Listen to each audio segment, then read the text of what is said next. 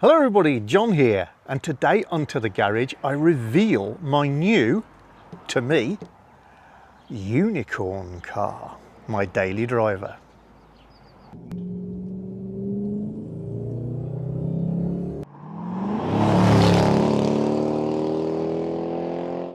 Hi all! Yes, I am leaning on it. I am going to show to you the car I've been teasing for so long now, the Infiniti M35h.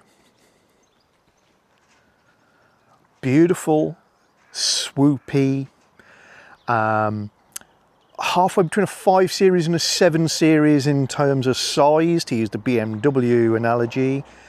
It's about the same length as the later XJs, but considerably taller.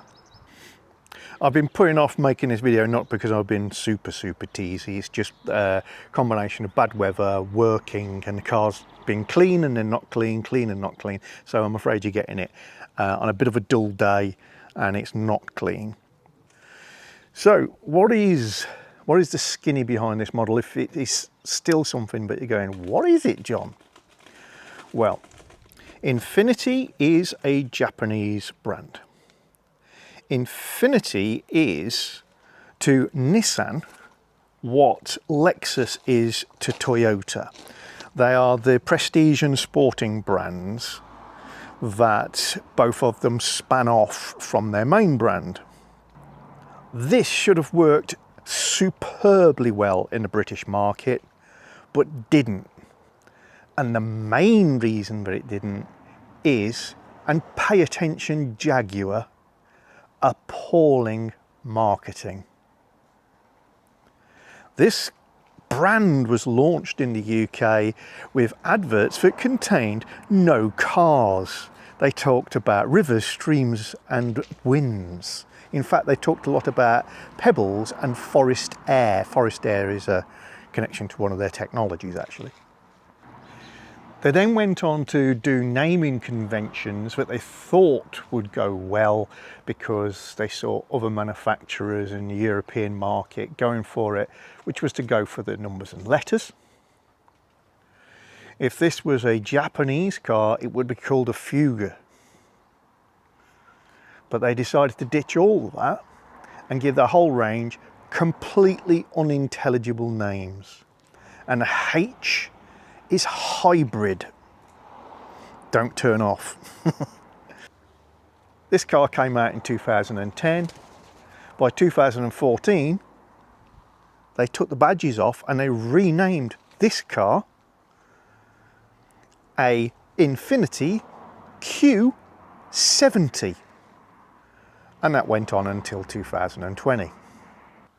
All of their cars have similar, hard to decipher badging, and then they changed it after a few years to something even less related to what the car is.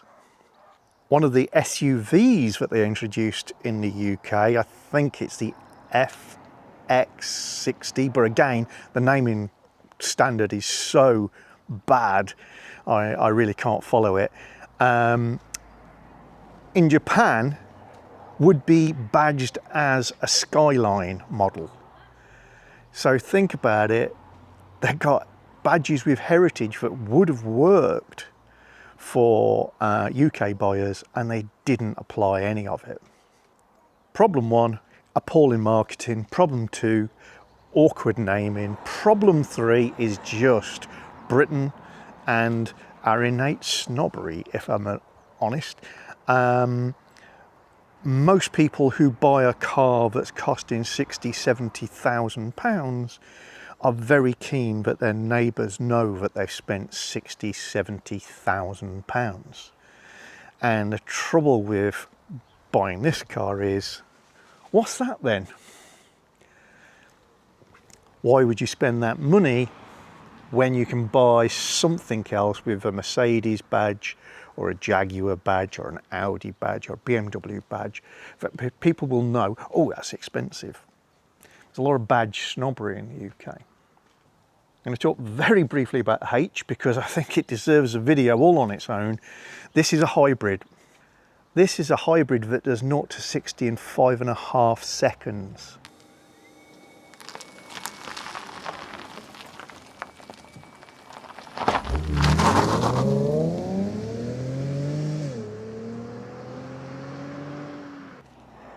And weighs 2 tons. The hybrid is there, yes, it does make it reasonable on fuel. This will average about 40 to the gallon, but it's there to give the V6 3.5 litre VQ engine, one of the best engines of all time, genuinely. It's there to give this engine immense torque. So the engines that you could have on this car, in the UK we've got a 3.7 litre normally aspirated V6, and then the high performance version is the 3.5 litre, I know, odd, hybrid V6, normally aspirated, which is significantly quicker because of the hybrid technology. In the rest of the world, you could also get a, I think, 5 litre V8. And the 5 litre V8 has just got the edge on the hybrid, but is obviously on a completely different planet in terms of fuel consumption. But the in-gear accelerations on this are immense.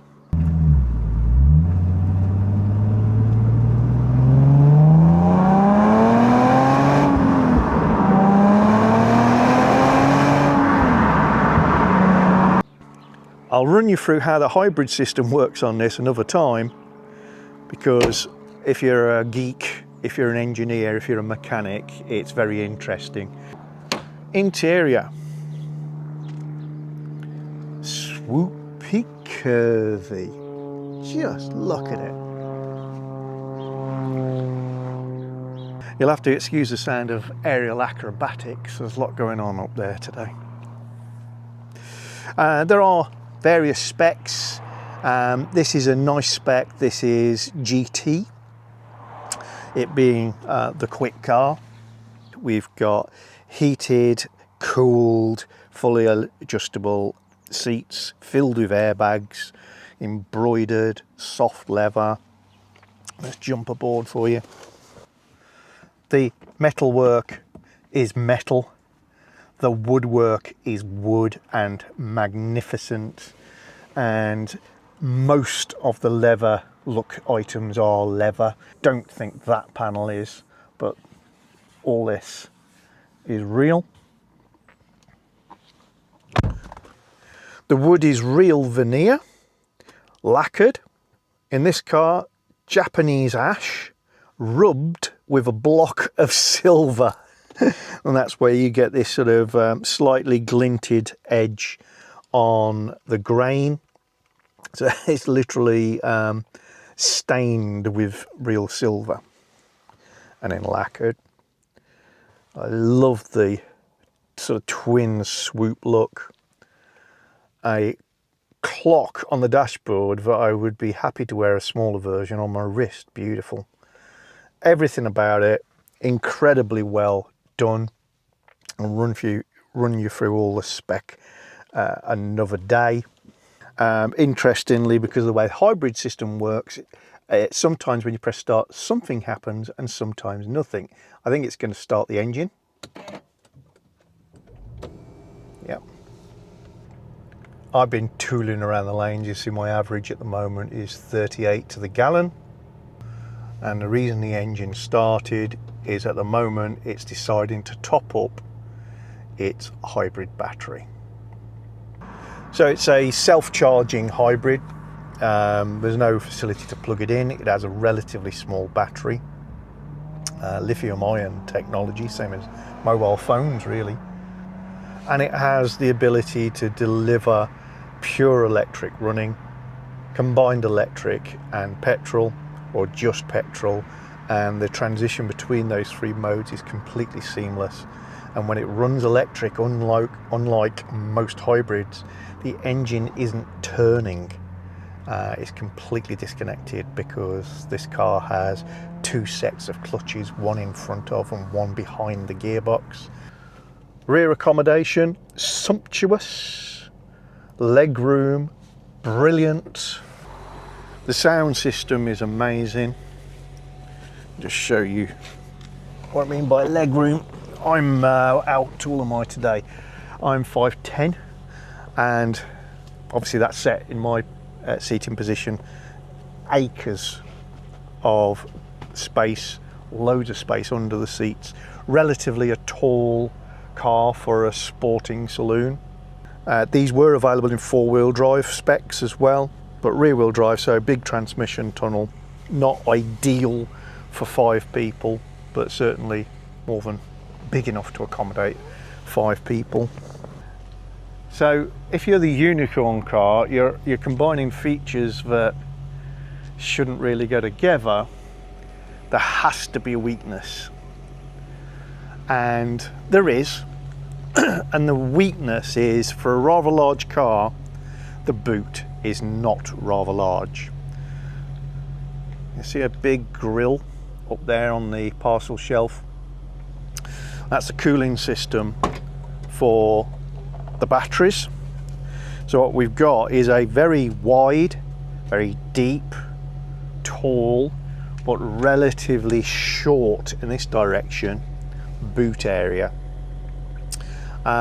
It's all big enough to hold a spare wheel and all that sort of thing, but for the size of car, that is not the biggest of boots, to the extent that they even included this little motif over here to show you how to load 4 sets of golf clubs. Self-closing apertures. So, posh, fast, handles amazingly. The torque is immense. We're talking nearly 600 Newton meters of torque. Power output's about 360 horsepower, but the delivery from the package of electric motor, V6 engine, 7-speed gearbox, 2 pairs of clutches, the way it delivers it is just insane. They sound amazing. I think they look very elegant and swoopy. I don't think they look aggressive to the extent that maybe the performance should have allowed them to be aggressive. I think there are about 125 of these on the road in the UK at the moment. Okay, so just to give you a feeling of what it might be like to be in this car, I don't know if the sound or picture will do it justice, but the seat sits away from the pedals whilst you're getting in. Steering wheel folds up, foot on brake, touch the ignition button, it all comes back together, and we're started because we've got a full battery because the engine's been running, so it's ready to go in electric format. Again, we'll do the geeky under the bonnet stuff in detail another day because it is fascinating, but there are no ancillaries driven off a belt on the engine on this. So power brakes, power steering, air conditioning, heating, all is done through other methods. It has got hydraulic power steering now, it's not electric power steering. It just has a motor to run the pump, so that's very cool for a performance orientated car. Something that I've not liked in this car, it's got a Mercedes style foot emergency brake or parking brake, but I can live with that. So you just foot on brake, put it in drive, and away we go.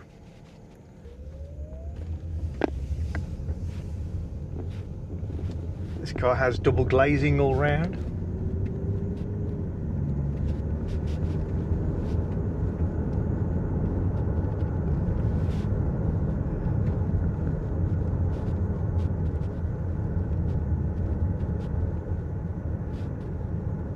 Very smooth cosseting drive. We're in full EV.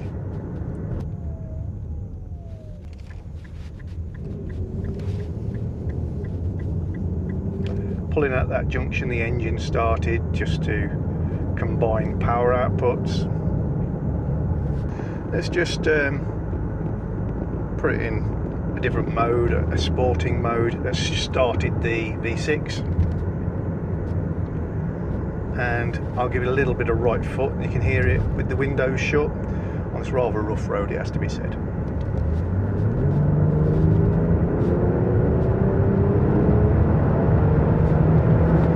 And I hope you can't see what speed that was on the speedometer. Its in-gear acceleration is amazing. Now you can drive this semi-manually. It's a true auto box, but you can obviously do the sort of sequential shifting. So if I shift it down and put it in second gear, here we go.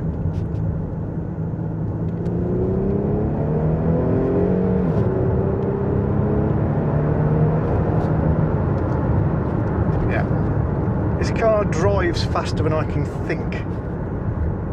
I'll turn left here and just drop the windows for you.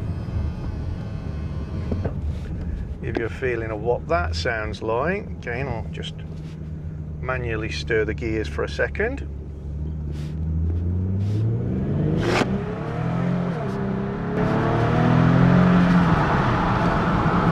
Just to give you an impression.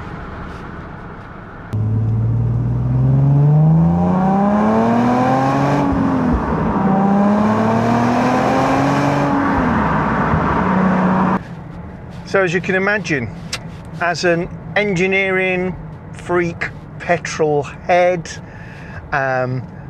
hypermiler enthusiast as well, this car's a bit of a wet dream. Yeah, I'm going to have some fun seeing what we can do, what we can learn, doing some experiments and sharing my experiences with you guys. Quiet, smooth, comfortable, classy. Almost a little too anodyne, a little bit too blends in, a bit Phaeton-ish, Audi A8-ish in its handsome, but it doesn't jump out and shout. Even to a petrol head, it'd probably drive past them before they're registered. Oh, that's an unusual thing you don't see every day. Just doesn't stand out as ugly, doesn't stand out as outlandish, and yet the technology behind it is fascinating. The performance is outstanding. The handling, obviously there's very little way on video to convey how well this thing corners and handles.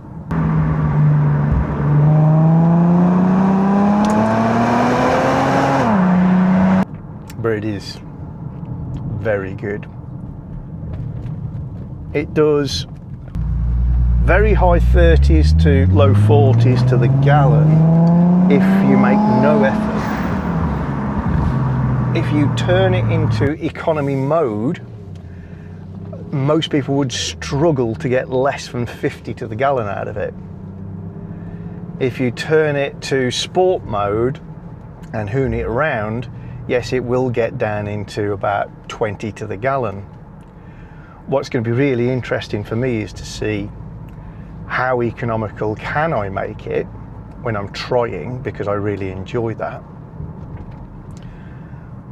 But I've already done about 500 miles in this car, and what I've found myself gravitating towards with the various modes is I've been running it in standard mode 90% of the time, which is as it should be, because in economy mode obviously the performance is somewhat duller, and it is a pleasurable car. You don't really want to take away all of that joy. But interestingly, when you put it in sport, that puts a huge smile on your face. But I don't think I'd want to do a very long journey in sport, because the car is so intense. It's almost unsettling.